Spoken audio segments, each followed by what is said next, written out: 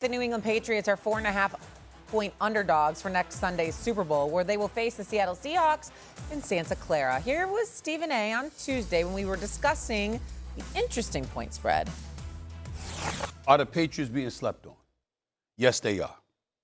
But I don't agree with him, even though I sound like I do. I'm snoring. Wow. I'm sleeping on them big time. Wow. Y'all ain't winning the Super Bowl. Y'all ain't winning the Super Bowl. I'm telling you to your face right now as a New England Patriot. You ain't winning the Super Bowl, okay? The reason why you shouldn't sleep on the New England Patriots is because clearly divine intervention is shining down upon them. I mean, damn, how much luck can you get? Vengeance is Seattle's. It will be exacted a week from Sunday.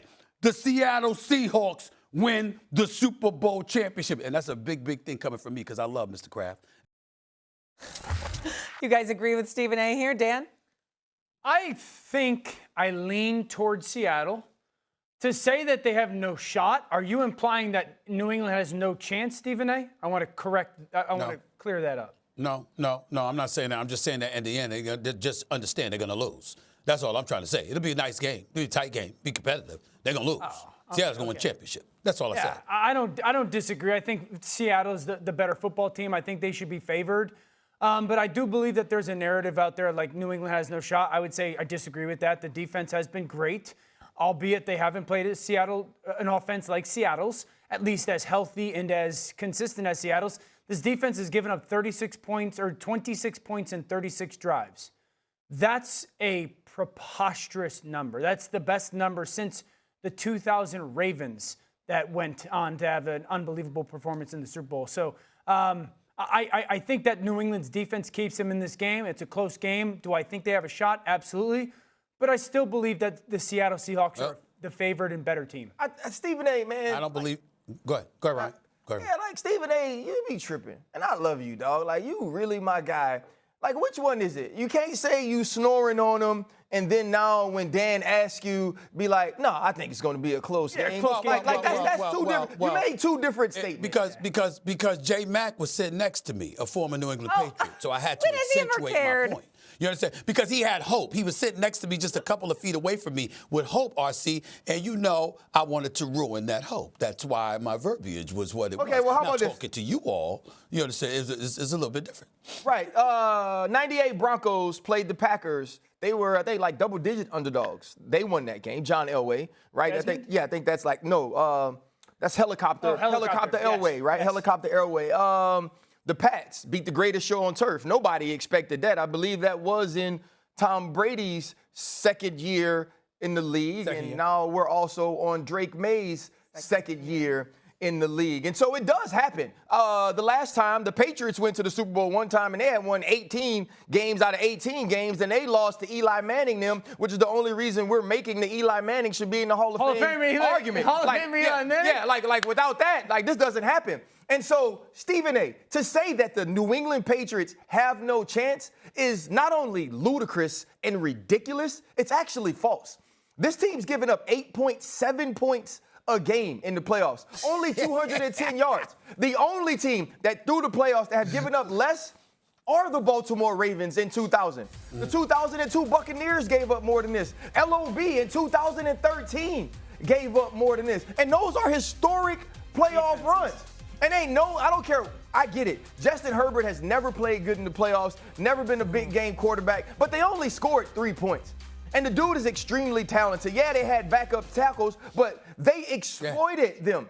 There's no trio, even the trio in Seattle, which is amazing, of Reek Woolen and Devin Witherspoon and Nick Eamon-Warry, who should be the Rookie of the Year. They ain't a trio playing better than Gonzalez, Davis, and Jones. Yeah. They ain't two inside guys playing like Barmore and also Milton Williams. And so to say that this team doesn't have a chance with an MVP candidate, an all-star coach, and a defense playing at the highest level is absolutely ridiculous. It's buffoonery, Stephen A. Well, thank you, dear Abby, with the black hoodie, making everybody feel good this morning. RC, I don't give a damn. Talk about ludicrous. I always call you. Want me to call you Preacher Clark or whatever? Because you're always making people feel good. You're so inspirational. I'm just telling the truth. Foxborough's loving you. Let me retort. Let me retort. Right, let me tell you something right now.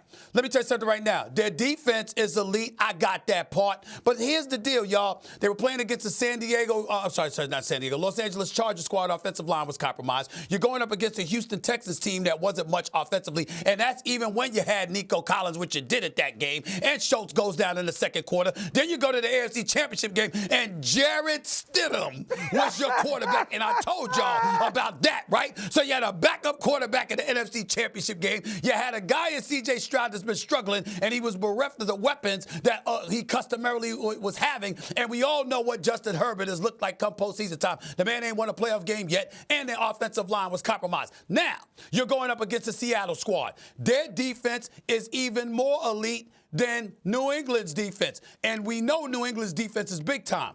And Seattle's is better. What's New England going to do offensively? That is the question mark. And we've seen them struggle in the postseason offensively. So what I'm deducing is you ain't going to be able to score. I'm praying it's not going to be, you're taking Sam Super Bowl Darnold. like it was a couple of years ago. You're banking on Sam Darnold. You're banking on Sam. We'll do more of this. We'll do more of this all next week. I don't have a problem saying that now because he's proven that his kryptonite against the Ravens. Yesterday, the 8th of 10 head coaching openings around the NFL got filled as the Cleveland Browns announced the hiring of Todd Monken.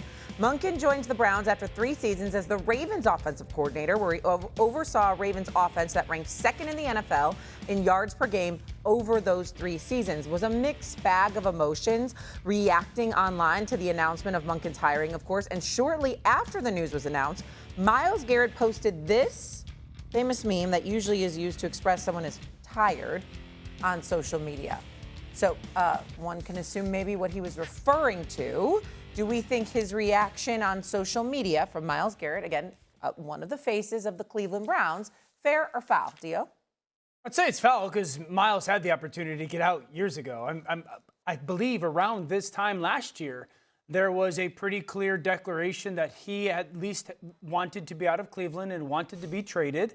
They decided no. He decided to sign, rightfully so, a massive contract and got a ton of money. And so I understand the perspective of bummed, here we go again, starting over, I'm going to lose Jim Schwartz. The reality is Myles had that chance to kind of stand his ground and leave, and he decided to stay. I think I disagree with you, Dan. I think that, Dan, it's not foul. It's fair because just because you get your money, you got your money because you do your job. Sure. You're looking for the organization to do their job. And when I'm looking at the Cleveland Browns right now, I mean, perpetual losing seasons. They've been in the playoffs twice in the last 23 years.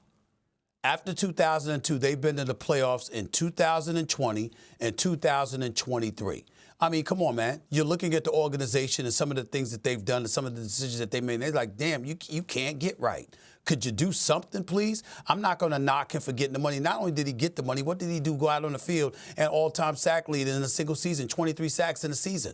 The brother shows up. He's considered a monster, one of, if not the best defensive player in the game. He's earned his money. He deserved every penny. And what he's saying is, I'm doing my job. Damn it, will y'all do yours? There's nothing wrong with that. There's nothing wrong with that whatsoever. And to hire Todd Monken, you know there's some questions about him as an offensive coordinator. Even though he's pretty good, he's somebody that forgot to give Derrick Henry the ball on numerous occasions. And you're wondering whether the 60-year-old guy that's going to be 60-year-old is the right fit for this organization moving forward. He has every right to feel the way that he feels. Maybe he feels this way, though, because Jim Schwartz didn't get the head coaching job, and now this maybe means Jim Schwartz is on his way out. Right. So he's like, all of this. Thank you for that point, Shae. Right? All of this makes me upset. Yeah. And so maybe there's multiple layers to the social media posts. Because he knows they're probably going to lose Schwartz. Exactly. And that's maybe what he's more tired about than exactly being Todd Monken as the new head coach.